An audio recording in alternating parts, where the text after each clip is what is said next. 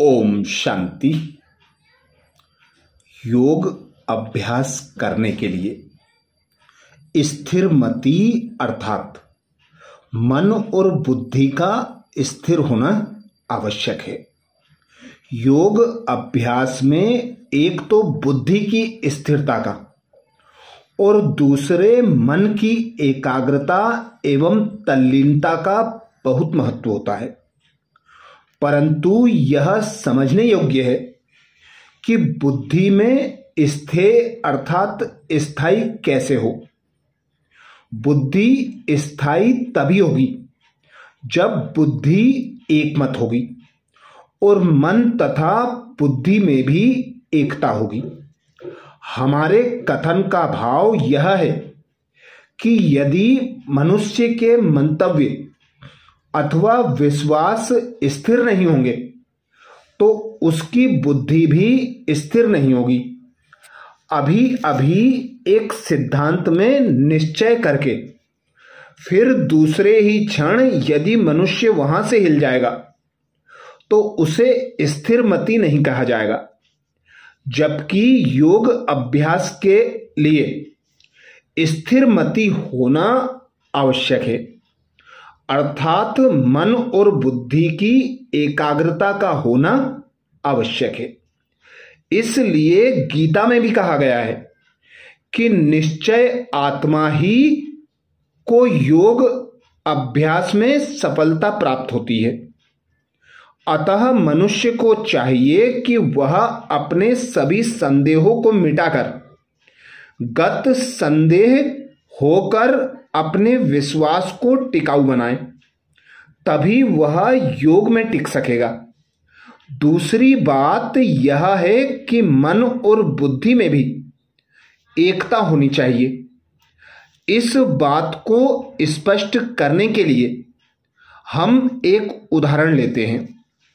यदि बुद्धि में यह ज्ञान और मान लिया जाए, यदि बुद्धि के द्वारा यह जान और मान लिया जाए कि आत्मा और शरीर अथवा पुरुष और प्रकृति दो अलग अलग सत्ताएं हैं, योग आत्मा का परमात्मा से संबंध जोड़ने का नाम है, तो अब यदि वह व्यक्ति किसी मनुष्य या शास्त्र के कहने पर मन को प्रकृति की किसी चीज में टिकाने का पुरुषार्थ करेगा तो उसका मन स्थिर नहीं हो सकेगा, क्योंकि उसकी बुद्धि का विश्वास मन की क्रिया के विपरीत है।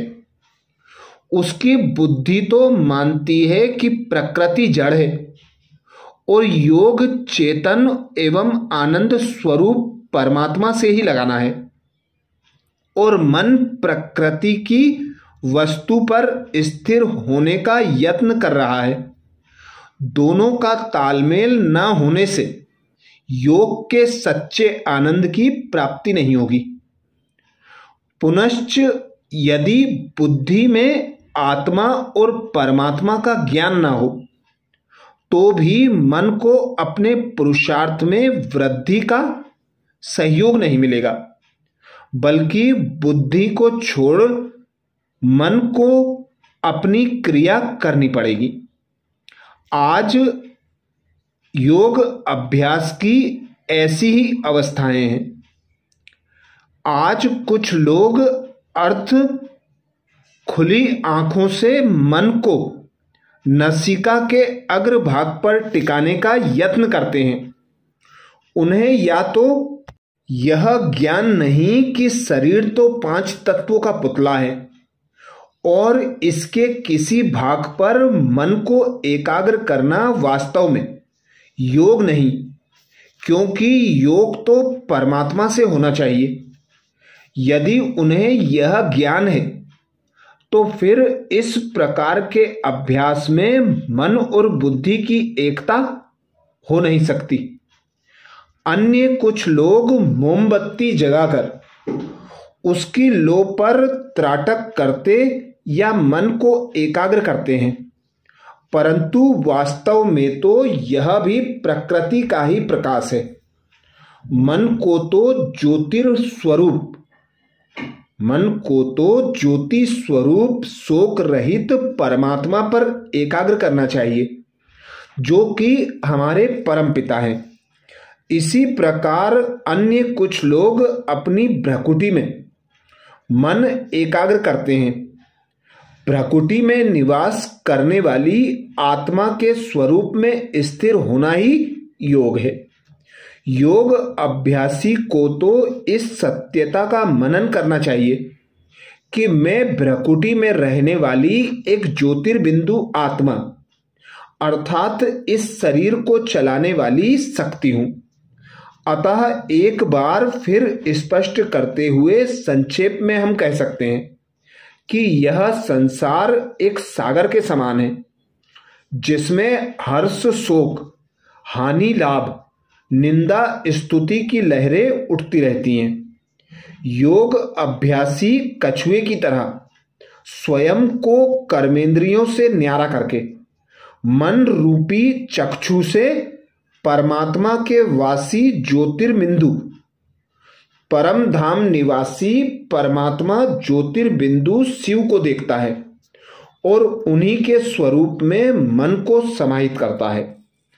अर्थात इससे यह सिद्ध होता है कि हम एक आत्मा अजर अमर अविनाशी चैतन्य सत्ता है, जो इस 5 तत्वों के पुतले में अर्थात शरीर में भ्रकुटी पर निवास करते हैं और हम आत्मा ही इस शरीर की कर्मेंद्रियों द्वारा कर्म कराने वाली शक्ति हैं।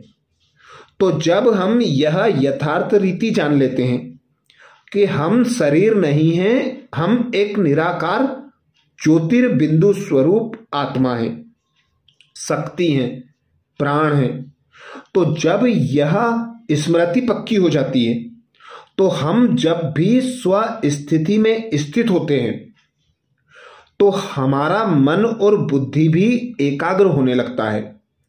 और जब हम परमात्मा पिता ज्योतिर्बिंदु से योग लगाते हैं तो हमें परमात्मा से स्वतः और सहज सर्व शक्तियां प्राप्त होने लगती हैं। परमात्मा पिता से जब शक्तियां प्राप्त होती हैं तो हमारा मन और बुद्धि साफ स्वच्छ पवित्र पावन बनने लगता है, शक्तियों से संपन्न बनने लगता है और यही शक्ति हमारे मन और बुद्धि को एकाग्र करने का आधार होती है। तो सदा यह स्मृति रहे कि हम आत्मा अजर अमर अविनाशी चैतन्य सत्ता हैं, इस शरीर को चलाने वाली मालिक हैं, मन और बुद्धि की राजा हैं।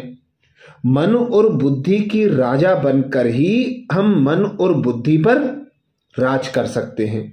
उन्हें अपनी इच्छा अनुसार जब चाहें, जहां चाहें, जितनी देर चाहें एकाग्र कर सकते हैं।